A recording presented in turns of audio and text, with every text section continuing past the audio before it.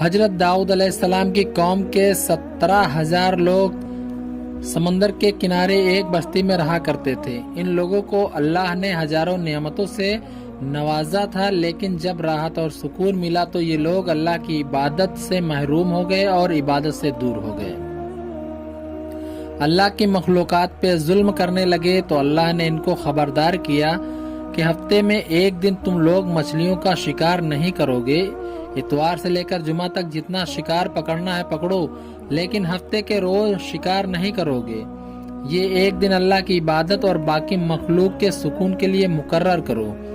اور اس طرح اللہ نے ان کا امتحان لینا شروع کر دیا۔ اتوار سے لے کر جمعہ تک وہ لوگ شکار کرتے تو زیادہ مچھلیاں ہاتھ نہ آتی، اور ہفتے یعنی سنیچر کے روز ان کو بڑی بڑی مچھلیاں کنارے پر نظر آتی۔ شیطان نے ان میں سے ایک شخص کو ورگلایا، کہا کہ تم پریشان کیوں ہو؟ میرے کہنے پر عمل کرو، تم شکار سے کبھی محروم نہ رہو گے۔ تو اس شخص نے شیطان کے بہکاوے میں آ کر ہفتے والے روز چپکے سے ڈوری میں کانٹا لگا کر چھوڑ دیا، اور شیطان نے کہا تم اس مچھلی کو اتوار کے روز نکالنا، اور اس طرح اللہ کا حکم بھی باقی رہے گا اور ہفتے کے روز بھی تمہارا شکار ہو جائے گا۔ اور اس طرح شیطان کی بتائی ہوئی ترکیب پر ہفتے کے روز مچھلی پھنسی رہی، اور وہ اتوار کے روز مچھلی نکالتا اور خوشی سے اسے کھاتا۔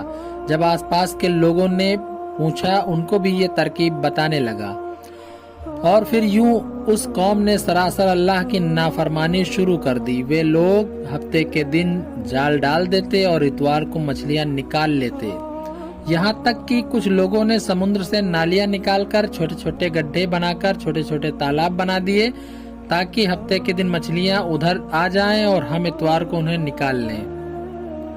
اس گاؤں میں کچھ اللہ کے نیک بندے بھی موجود تھے۔ کہتے کہ یہ جو تم چالاکی کر رہے ہو تمہیں کیا لگتا ہے اللہ ان سب سے انجان ہے؟ بے شک اللہ ہر بات کی خبر رکھتا ہے۔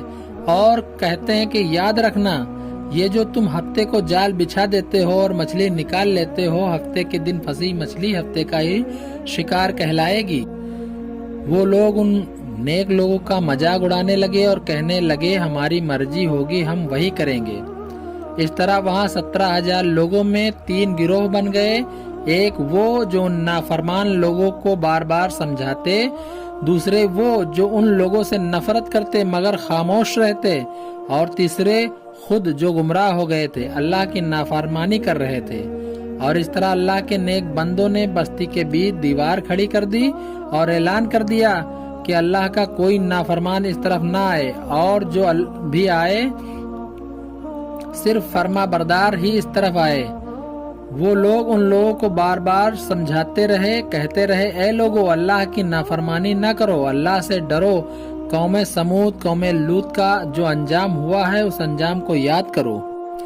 وہ سارے نافرمان جن کی تعداد تقریباً 12,000 تھی ان پر ہنستے رہے اور چلا کر کہتے رہے ہم پر کوئی عذاب نہیں آئے گا، ہم تو ایسے ہی رہیں گے۔ بس پھر کیا تھا، جیسے ہی وہ لوگ 2 حصوں میں بٹے، ایک وہ جو اللہ کے نافرمان تھے، دوسرے وہ جو اللہ کے فرما بردار تھے اور دیوار کے اس طرف تھے۔ وہ نافرمان بندے جو دیوار کے اس طرف تھے وہ ساری رات ہنستے رہے اور ان فرما برداروں کا مذاق اڑاتے رہے، اور وہ اللہ کے خاص بندے اللہ سے اپنے اور ان کے لیے معافی مانگنے لگے۔ اور پھر جیسے ہی صبح ہوئی، اللہ کے نیک بندے جیسے ہی صبح کو سو کر اٹھے، انہوں نے محسوس کیا کہ دیوار کے اس طرف کوئی آواز نہیں آ رہی، اور جیسے ہی وہ نیک بندے دیوار کے اوپر چڑھ کر اس اور دیکھنے لگے تو کیا دیکھتے ہیں کہ وہ اللہ کے نافرمان سارے کے سارے ان کی شکل بندر کی جیسی ہو چکی ہے، اور بندروں کی حرکت کو وہ انجام دے رہے تھے۔ اور ان کے جو بھی رشتہ دار نیک لوگوں کی طرف تھے انہوں نے اپنے رشتہ داروں کو ان کو کپڑوں سے پہچان لیا۔